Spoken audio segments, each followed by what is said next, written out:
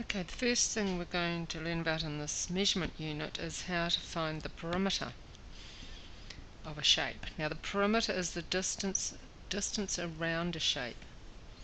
So it's as though you're walking around it or you're fencing it, and it's a linear distance, which means that, for example, if I need to run a wire around a paddock, which is 150 meters by 200 meters, what length of wire do I need to buy? So think about the paddock as putting a wire around the outside. Okay, and if it is 200 meters by 150 meters,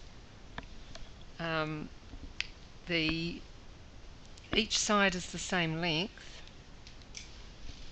and so that side's 200 and the other side's 150. And so if you started here and went round the fence, round the paddock, you'd end up with 2 lots of 200 plus 2 lots of 150. And if you add that up, you get 700 meters. And that's a linear, it's not a square measure, it's a linear measure. Okay, so calculate the perimeter of the following shapes. So it just means that you need to add up the sides. So you've got 10.5 plus 10.5 plus 15.5. And when you set it out, put P equals, that stands for perimeter, equals 10.5 plus 10.5 plus 15.5. You can do that on your calculator, and you should get 36.5 meters. Okay, next question. Okay, here's a shape. You recognize this as a trapezium, and let's say we have to fence around it. So we've got 21 plus 18 plus 28, and the 2 notches mean that this side is equal to the other side, so that's 18.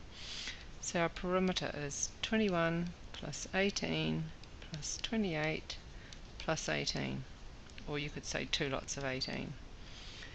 And if you put that into your calculator, you'll get 85 meters. Okay, third question. Let's say we've got to walk around here. Let's start here. So perimeter equals, we've got 3 centimeters. Okay, we've gone along there. Now we're going to walk down here. Plus 8. We don't need to write our units yet. So 3 plus 8 plus, now coming along here, 10 plus, oh, what's that? Now we'll just, because it's a rectangle, we'll assume that's 8 centimeters, so we need the same as that one. So we need another 8. Oh, what's this bit here?